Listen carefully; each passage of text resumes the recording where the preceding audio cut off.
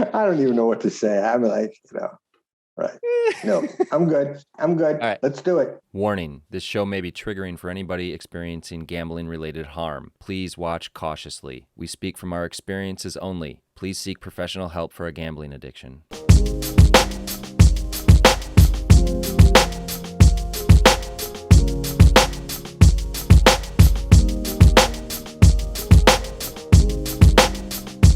Hi, welcome to the Bet Free Life.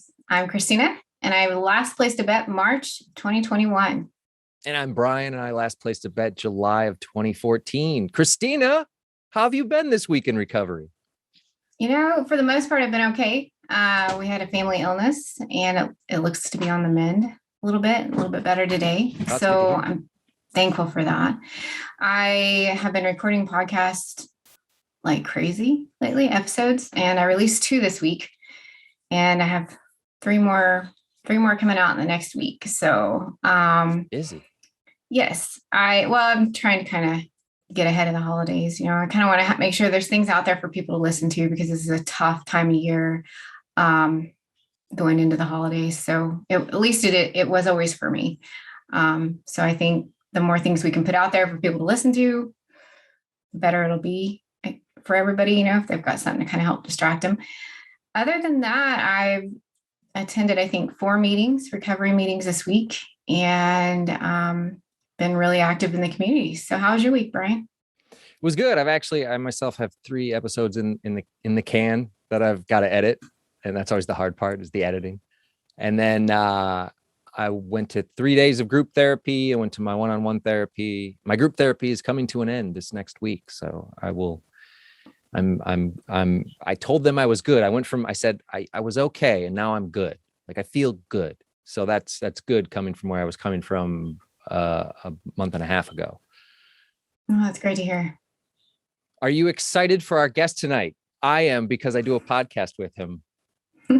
I totally am. I get to see him once or twice a week. And so, yes, totally excited for Jeff.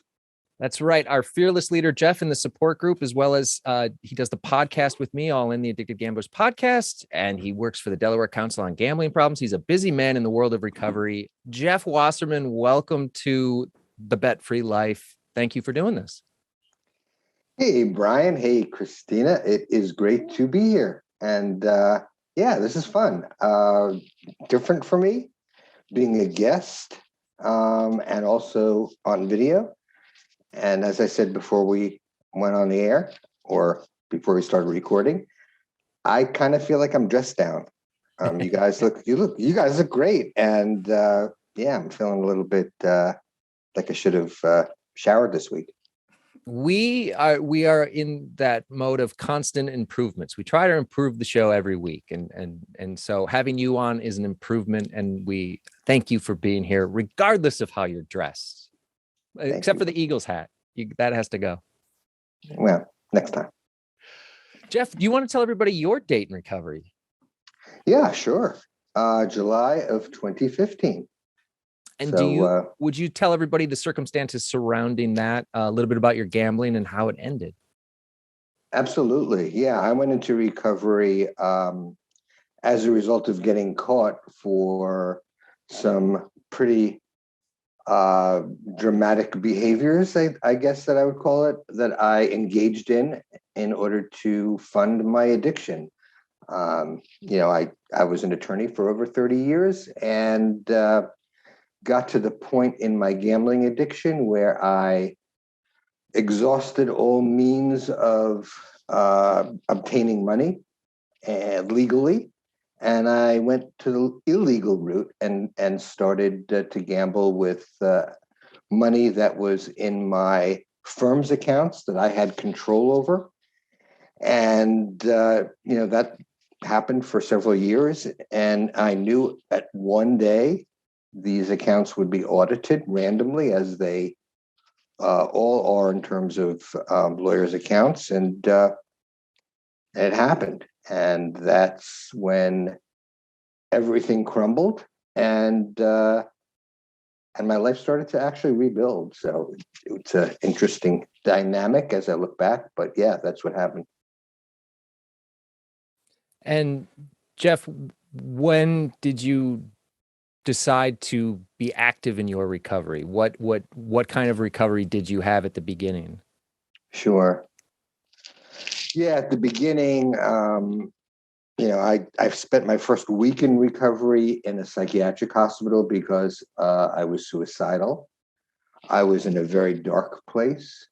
I did not think I could endure the shame of having to disclose to my wife, to my two adult children, to my law partner, and basically to everyone else in my life that mattered, that they really didn't know me, at least in terms of my behaviors.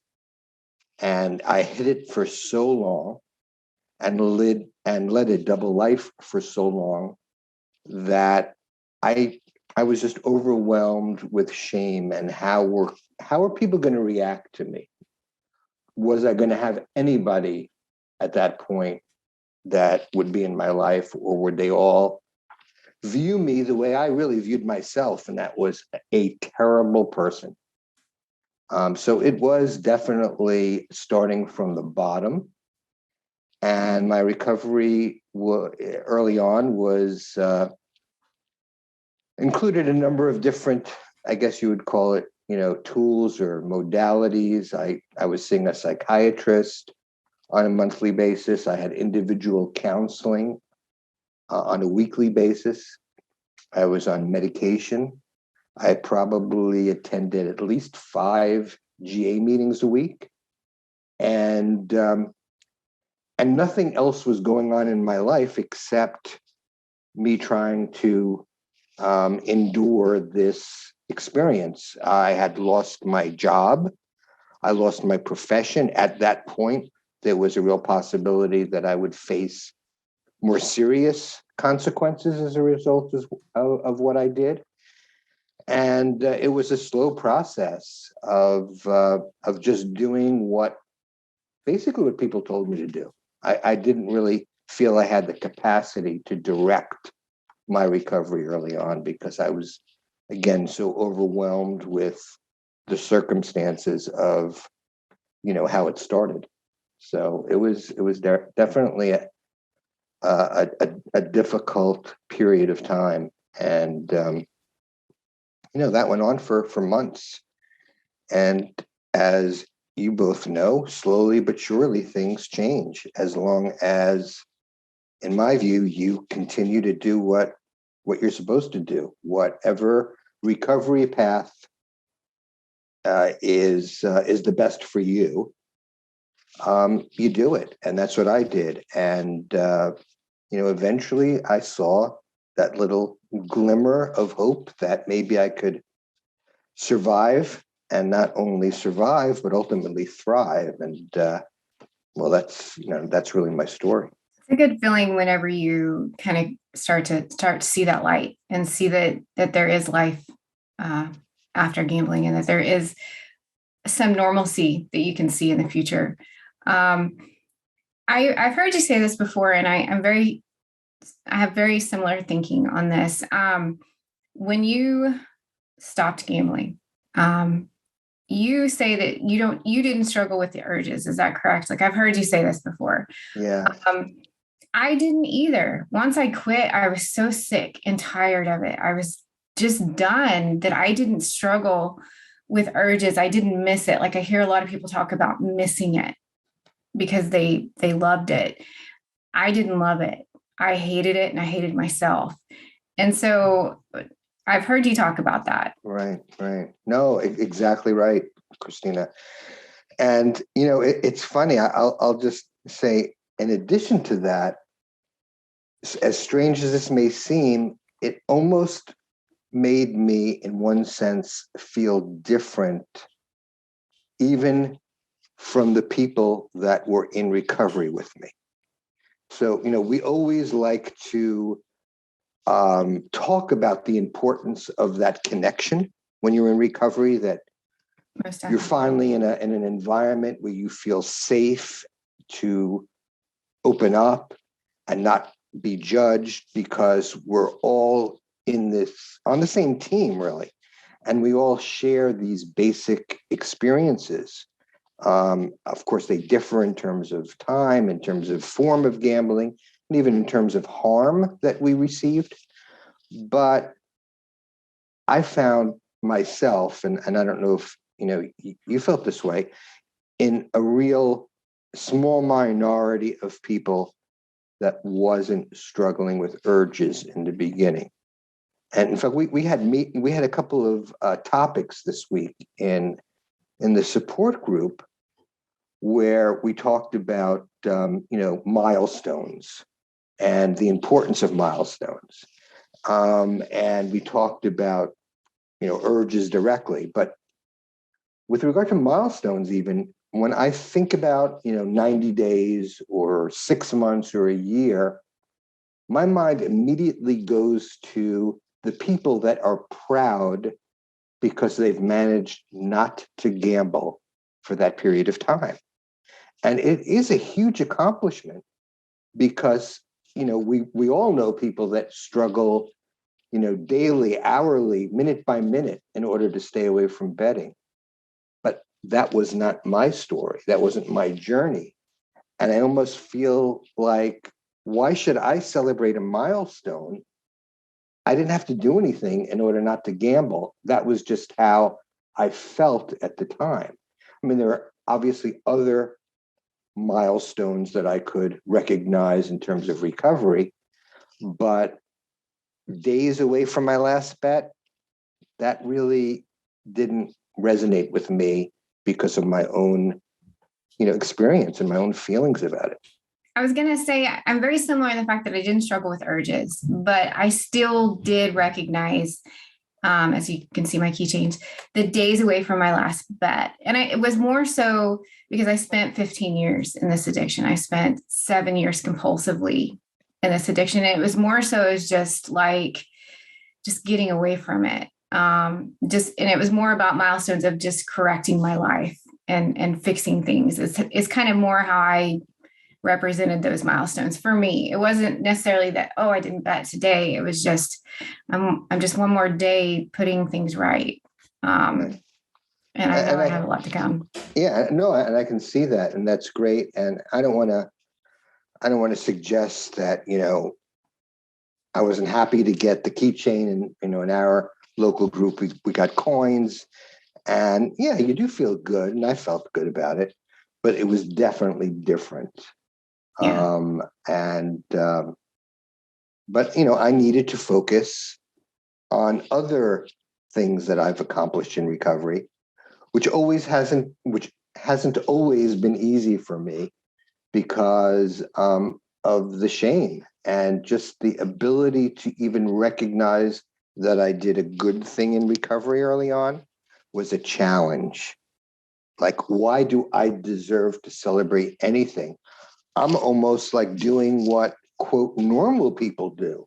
And that is not gamble, be responsible, not be a chronic liar, not lead a double life. I felt that way early on. And when people now that are new in recovery share some of those experiences, I relate to them. And I have I think a good perspective about it, because there's so much emphasis, as I said, on the commonality of us, that there also has to be a recognition that each journey is different. And because I didn't struggle with urges doesn't mean that I have any less of a challenge with my addiction. I could say, well, you didn't want to commit suicide, so therefore your addiction isn't as the same as mine in terms of the level of severity. I mean, once you get into that, that's not only a inappropriate thing to do, but it's a dangerous thing to do. I certainly don't question the harm and the power of my addiction. It was just, in that one area of urges, I find that, my experiences were different than most. Well, in one way that your experience was similar is that you and I both ended up in a psychiatric hospital. Just mine was after 7 years of not gambling, and yours was at the beginning of your gambling. And so you and I have a little more in common than I always think. There always seems to be more and more poking its head out that we have in common. So I consider you my brother from an older mother. Yes, my mother is quite old, actually. Jeff, Um, you didn't you didn't you didn't struggle with relapses, and Christina, I don't believe you did either, Mhm. correct? Not since I actually started recovery. I had a small attempt before, but I was trying to do it on my own, but not since I actually started GA and pursued recovery. Yeah, and I would consider relapses. Some people count relapses as every time they gamble, and I don't do that. I consider a relapse as the period in which you're still gambling, and I don't consider a relapse if you are giving a half-hearted effort into stopping gambling, which I did when I went to one GA meeting and never went back. To me, I was just still gambling. yeah. So I believe I went through 3 true relapses, one after the first 2.5 years of GA, one after the next 2.5 years of GA. Well, I guess, I mean, I would say 2 true relapses then, because that one after my second period of 2.5 years in GA was about a year long. And do you think not having the urges that you mentioned contributes greatly to that? Because I did get urges, and I got urges because I became complacent and stopped going to meetings. And that's what, then I thought, well, shoot, I might as well gamble because I feel like it. Right. No, absolutely. That to me, that was that connection. You have urges, and not being able to avoid gambling and, acting on those urges cause one to relapse. It's interesting as you were talking about the whole relapse issue. That's one thing that I think that there's not enough focus on the nature of one's quote relapse. We don't really, dig in to see, did that person just have a one bet relapse and attend and return to meetings and recovery the following day? Did they have a 6 month gambling binge where they just created more harm than they did when they initially, was active in addiction? And we talk about it at meetings, but I wish there were other, words that were more commonly used. I hear people say lapse. I hear people say slip, but not often. People generally say if you gambled at all, and especially in a GA context, that's such a broad definition of gambling, then you relapsed. And then you have to give a new date. And to me, there's a downside of that because it creates shame. I see people, with so much shame because they had a slip, but they recognized it and they went immediately back to recovery. And for me, that's, the way I look at it, it's almost like that was the message that they needed, that something that they're doing is not enough. And therefore they have to step up and try something new. And, when I see people do that and then they're successful at it, I look back at the relapse saying it's not a bad thing. It was that message that the individual needs. So, that whole, I guess that's just my issue, that whole relapse thing has such a stigma to it. Yeah. And I think in some ways, it's really not healthy to make people feel so ashamed, even though they're really doing what they should be doing. It's just that that's the nature of the progression of their addiction. And it's the shame that keeps people from going back to the meeting. Yeah, absolutely. Absolutely. So I have to tell you, because I don't want to forget this, if you don't mind me, and Brian knows that sometimes I tend to sort of, overtake the conversation, so to speak. I love it. Then I don't have to talk. But I have to, it does relate to the whole relapse thing. and my recovery. Because when I experience a situation that others may not view as terribly significant, like thoughts of gambling, that is more, more powerful for me, having not dealt with relapses. So I've talked, with you, Brian, before on the podcast about, that time that I watched a video with somebody playing a slot machine, and I was completely, engulfed in that video, and it made me experience the same feelings that we experience when we were playing the slot machine, and the heart racing and watching the wheel turn and all that. And again, that became much more powerful for me because I hadn't had any of those experiences in my recovery. Well, I should say, when I talk about where I am in recovery, I have to be honest about it. I don't think about gambling. Gambling doesn't appeal to me now. My recovery is all about trying to just do better as a person and finding balance and sharing my own experiences with others, so hopefully they can get some value from it. That's my recovery. It's not about, not gambling. I just don't feel it. And I'm not tempted by it. Even though I know the addiction, I tell people that there's no cure. I tell people that they have to maintain this lifestyle of recovery a day at a time, but you don't graduate from it. You don't, and one day you don't say, okay, I'm done. That's just not how it works. And I honestly believe that. But having not experienced anything that would suggest that I was at risk in going back to gambling, I could get a bit arrogant about it. Certainly, at a minimum, complacent. Now, not complacent in the sense of not going to meetings, because I run meetings and I go to meetings every day of the week, but complacent in terms of how I view my own recovery and how I need to continue to be vigilant about my own recovery, not about other people's recovery. Well, Jeff, you brought up your support group. I've been in your support group since you created it. Although I am not there as often by any means as other people, and I wish I was, but I enjoy being able to attend sporadically. Christina, I don't say recently, but more recently joined the group. And I was just wondering what your impressions of a non-GA gambling support group have been so far. Oh, I love it. I love the different topics. It kind of has us thinking.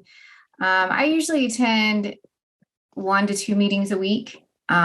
This is generally my goal, and I love the topics. I love how it makes us think in different ways. I don't want to knock the 12-step programs or the fellowship programs at all, but they, for me, are a struggle. And I'm proud of the support that they offer me, but in terms of digging in my recovery and really digging deep, I kind of like the different ways that, the diversity of the group can come up with ways to help me think beyond just my everyday life in terms of recovery. So yeah, I'm thankful that I was invited to join, and yeah, it's a huge part of my recovery.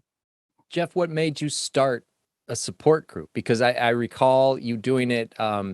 You had joined the podcast. You came on to tell your story, and I really enjoyed your energy. And I think I was fascinated that you worked for a council. I didn't know anybody who worked for councils at that point. And I was like, wow, this guy must know everything. And now you know everybody, and I constantly have to ask you, now, who's this person that you're mentioning? Because you're so connected. But yes, that's how it was way back when. Well, you truly have a lot of knowledge and wisdom to offer, and I know that if you and I are just doing a podcast talking to one another, that it's going to go swimmingly because of what you have to offer in the conversation. But what made you, on top of working for the council, on top of doing the podcast with me, decide I'm going to start a support group and just an unaffiliated support group? Yeah. Actually, doing the podcast with you and you introducing me to podcasts played a significant role in my thinking. But just like Christina mentioned, I credit GA for a huge part in my success in recovery. I mean, it's an amazing program. It clearly has been around a long time, and it clearly works. And as I said, I would go to meetings very regularly, very active in it. But there were some things about it that I felt didn't really address new issues that I saw arising with regard to people struggling with gambling harm. And mostly it was, younger people and also the newer forms of gambling. So, some of the people that I have the highest respect for in terms of recovery are the people that I've met in GA and the people that have had 25 and 30 years in recovery and share their story of, gambling, with a bookie, US meaning of bookie as opposed to the UK meaning of bookie, an illegal person that an illegal betting with a person that takes bets, but or shooting craps on the streets of South Philadelphia, or maybe going to a casino if they lived near Las Vegas and then later on near Atlantic City, and a lot of horse racing because that was legal for a long time in terms of betting in the US. But those stories, as powerful and compelling as they are, and as wise as these people that share them are, and compassionate, I felt again that there was this thing that was missing. So I saw a number of mostly, 20 something and 30 something people come into the GA room that I frequented. And I sensed that they were in pain. They told us that they were really struggling. You could see it, we all can see it in people's faces. And they seemed so gung-ho about being in recovery. But as quickly as they came in, they were leaving.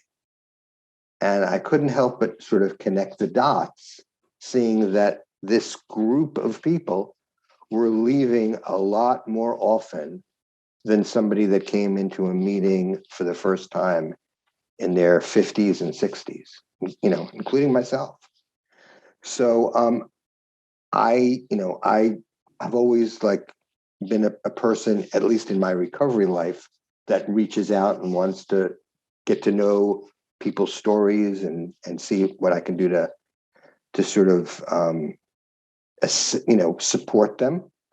And as you know, in GA, we exchange phone numbers. So I texted a few of those people that hadn't come back and, said, look, I'm not a member of the GA police. I'm just, to be frank with you, curious as to why they no longer come. And I got a lot of the same answers for people that were good enough to give me answers. So the generational divide was one, as I said. The inability to connect because online gambling and other forms of gambling today was generally not either a topic of discussion or something that the people who had years of recovery really knew anything about and couldn't understand, let's say, ease of access to gambling. I mean, they had to do certain things physically in order to gamble, whether it's go to a racetrack or drive to a casino. But they didn't know what it was like to be able to sit next to their partner or significant other and be on the phone gambling without even a suggestion from their partner that they were doing anything unusual, since being on your phone all the time is so normalized now. So those kinds of things, I felt there wasn't enough effort to try to reach out to people that struggled in that way. And I felt that I was in such a good place in my recovery, had, a job that I'm passionate about.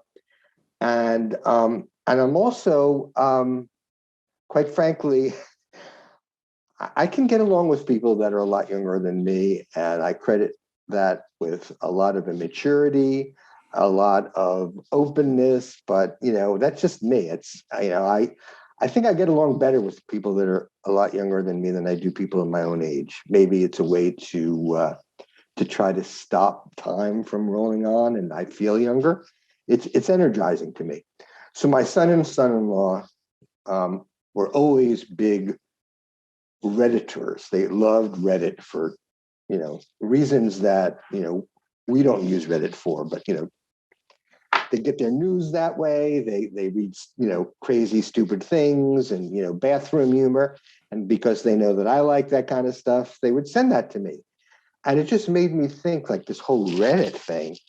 I wonder if there is anything about problem gambling, because there seemed to be, what I've learned to use the word subreddits, and those days I said, there seems to be like, rooms with all possible issues that people are going through, either serious stuff, funny stuff, and I found this problem gambling subreddit, and I just started looking at the posts of these 20-somethings and 30-somethings that generally are on Reddit that were really struggling with their gambling.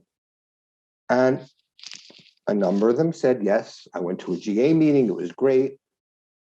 A number of them said that they would never go to a GA meeting, and probably most of them didn't say anything about recovery. It was just a way to vent. And that's great. I mean, I'm glad at least they had a way to vent.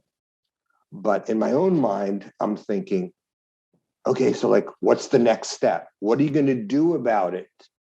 How many times can you see that same person post things saying, am I allowed to curse on this show? Absolutely. Okay. Saying, fuck it, I relapsed again.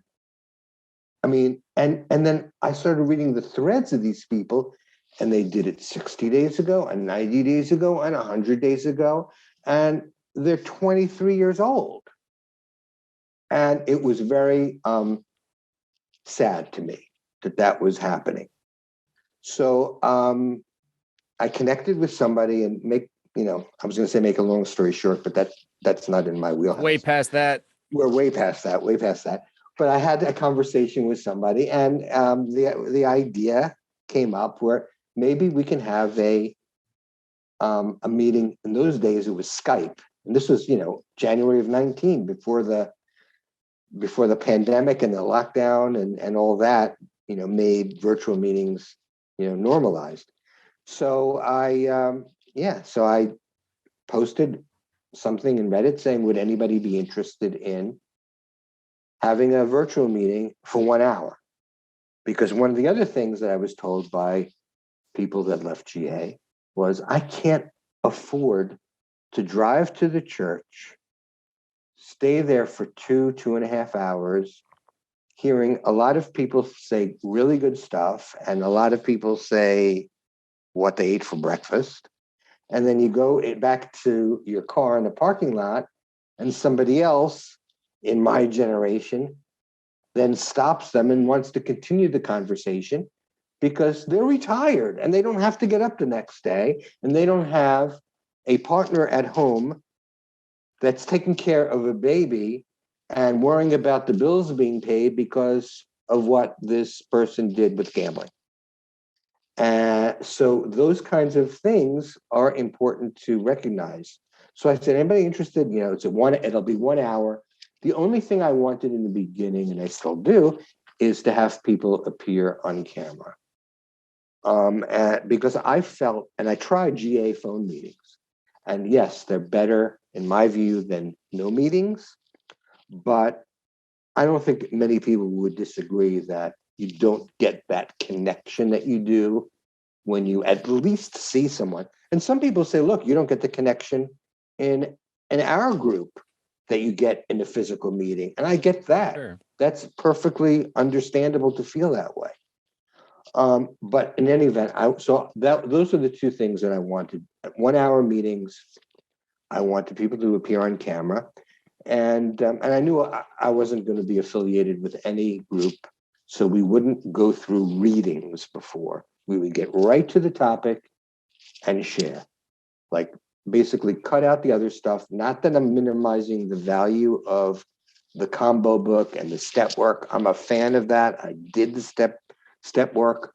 We use in our group, as you both know, many topics taken from GA. I mean, we're certainly not reinventing the wheel. They have such great stuff in their materials, but yeah. So that's really how it started, and it started to catch on. And we went from one meeting a week, where maybe there would be 3 people that showed up, to 3 meetings a week, and then COVID hit, and now we have meetings every day. And I'm not going to suggest that it is on this trajectory where it expands.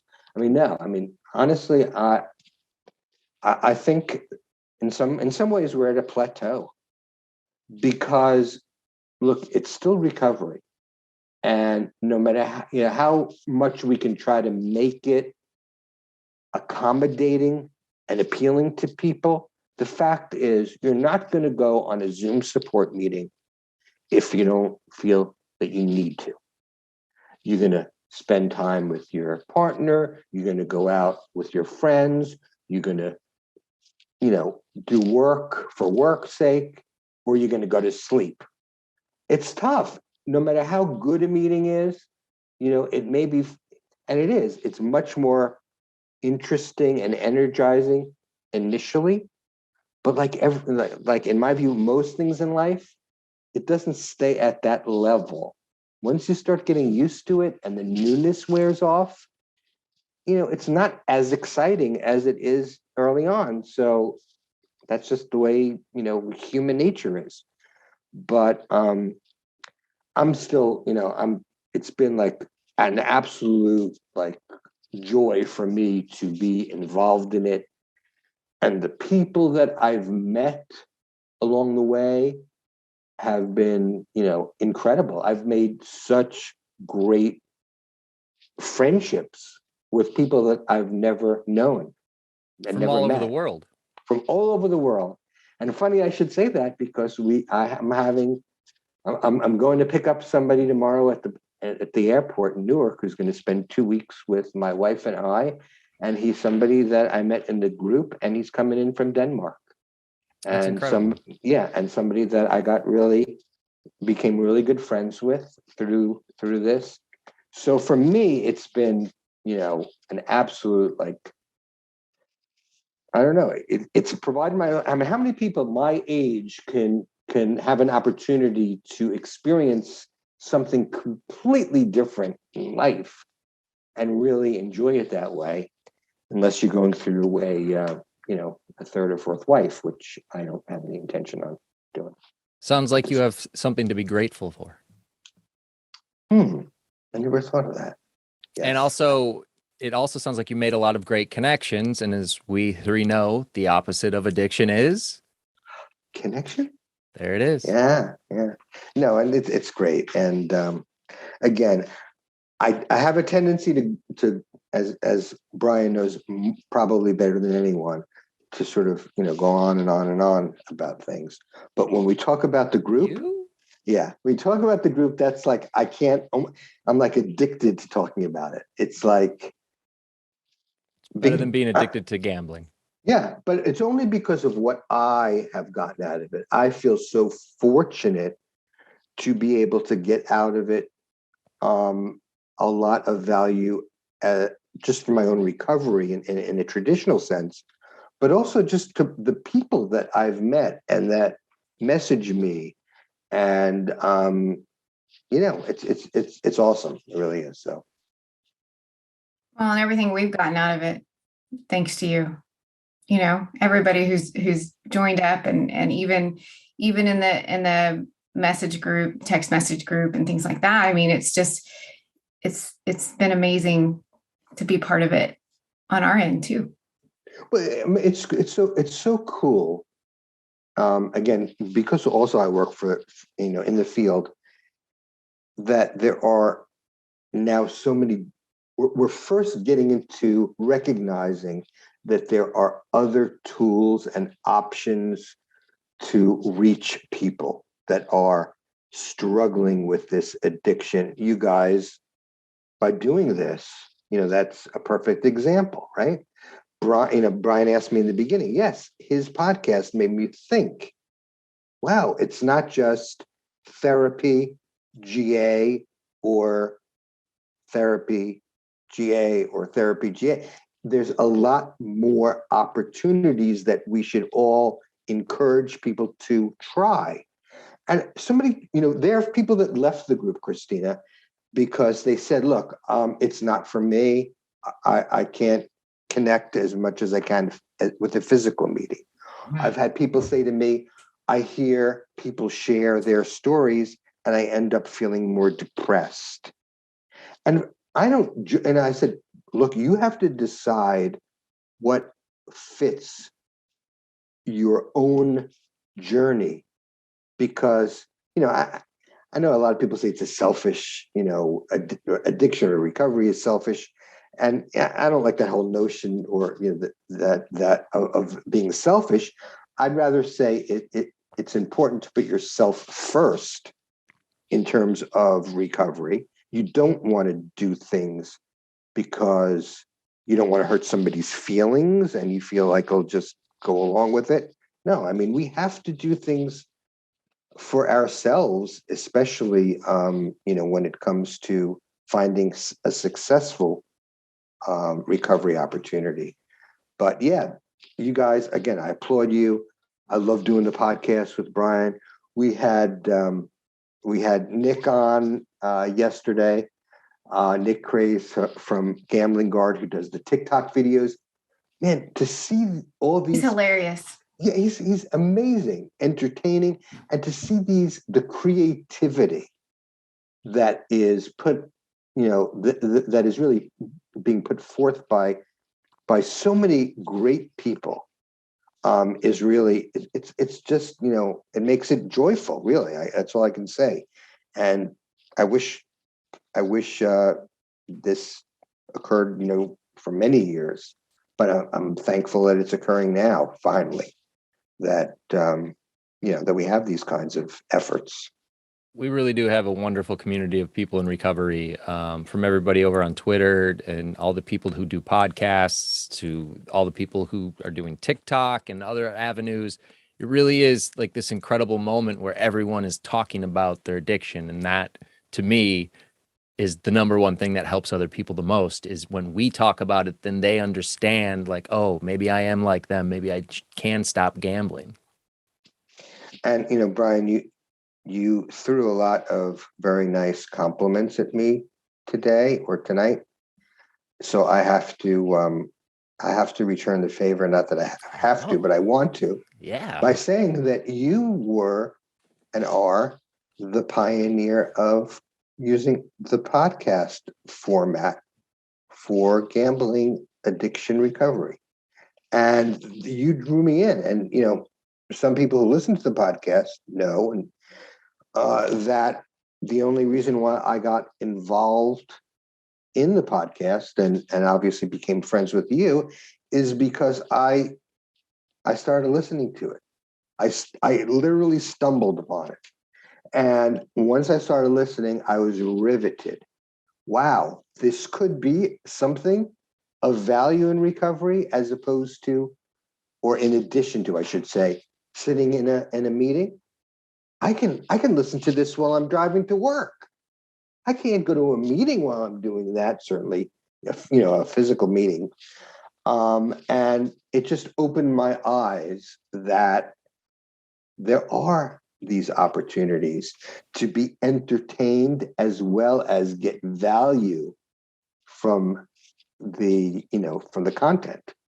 And that's how I viewed your podcast. I thought initially, like, man, like, this guy's a celebrity.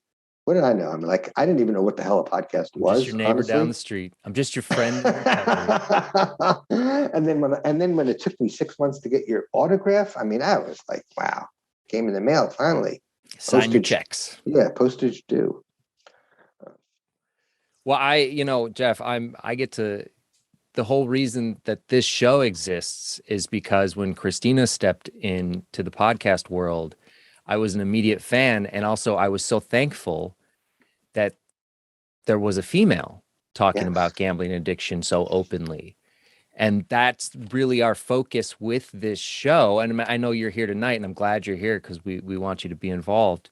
But our focus with this show is more so on the women in recovery and diversity in recovery. And I know I say that, as the three of us are sitting here, but it is our focus with this show. And so it was so cool that Christina was like, yeah, I'd love to do this video show with you. And, we teamed up and it came together so quickly. And I think that just shows how much the two of us, and you included, enjoy talking about this topic, because we realized how hard it was for all of us to wonder what we're supposed to do with this addiction when we're in the throes of it. Right. We didn't have anybody like this doing what we're doing, not telling us what to do, but hopefully everybody's listening to our experiences and able to internalize that and examine what our experiences are and see if that would work for them, and maybe some variation of our experiences. And so here we are, different walks of life, different ages, different groups, where we can give what we know, and hopefully people can take it for what it's worth. And if not, there are plenty of other people talking about gambling addiction now, which is the true miracle. Yeah, You can really go is. listen to anybody talk about it from many different places across the world. Definitely. Christina, I mean, didn't you think that the necessary step that you had to take in recovery initially was to talk about it to somebody? I mean, to just be open, whoever you choose to. I mean, that's how I felt. I had it I hid it for so long. It was inside me that I was described, even getting caught was a relief. Yes. Because definitely. I didn't have to hide anymore. Yeah, I hid for so long. And the thing is, and I talk about this with my own recovery, is I was stuck. I didn't grow as a person because I was too busy hiding my addiction. I was too busy hiding behind my lies and this facade. And if I tried to move any direction, people would see that. They'd see through me. And so it felt safer for me to just stay in place. And coming into recovery, I first said I tried on my own, and I lasted about 2 months, and then I cracked. But I was quick to bounce back. I think it lasted a week. And then it was in that moment I told my mom. I brought my mom into it. And I always tell people I felt lighter that day. And I know that she felt heavier. And it's hard, but we were both thankful we had that moment, and it changed my life. Talking about it, being seen for the first time in so long, changed my life. So yeah, and now I haven't stopped. So I jumped into meetings. And I'm one of the people in the domino effect of Brian. Like, his podcast got me thinking about doing a podcast and putting a voice out there for women. And so I always look at Brian as like the head of the dominoes, because there's so many of us out there who Brian inspired. So yeah, The head is the And- first to fall. Remember that. Oh, I didn't mean it like that. I know. I always have to think of wording in this because even Domino's probably wasn't the right words to use. Oh, it's making me want pizza. Anyway, Christina, I will say for you, I mean, again, you're going to have this not.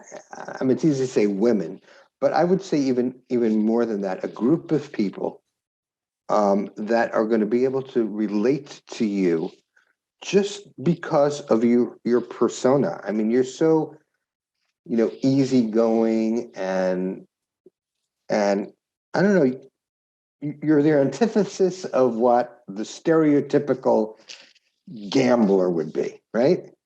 And how important is that to show that it's no longer the guy that that's 65 years old with a cigar in his mouth, saying that come on, at the racetrack. It's people of all walks of life. So, you certainly do your part in terms of just, hey, if Christina can struggle with his addiction and talk about it, maybe I can. And that, as Brian said, that's what it's about. It's about connection. It's about openness, and hopefully we'll see the changes. I hope so too. I think there's a huge number of women who aren't being represented in this community. I believe that there's probably so many women out there who aren't even being, like this age group isn't even being considered in the problem gambling harm. And I can see that in the studies and the surveys, and we can talk about this all night. But so yeah, I know that when I stepped into the community and I was trying to find something to connect with, I connected with voices of problem gambling. I connected with the struggles of problem gambling, but I was having a hard time finding a woman to connect with, somebody who had hid this from their husband, somebody who had, just had the behaviors that I had. And I think it's different. Yeah, I can hear those stories in men that hid it from their spouses, but it's different emotions, it's different relations, it's just different. And so, and I thought, well, if I can't find one, I'll just be one. Yeah, that's great. I love that. Yeah. Well, Jeff Wasserman, thank you so much for being our guest tonight on the Bet Free Life. Christina, it was wonderful to see you. Listen to Christina's podcast, Broke Girl Society. You can find it wherever you get your podcast. You can check out All In the Addicted Gamblers podcast with Jeff and I. Thanks, everybody, for watching. We'll see you next time. Thanks.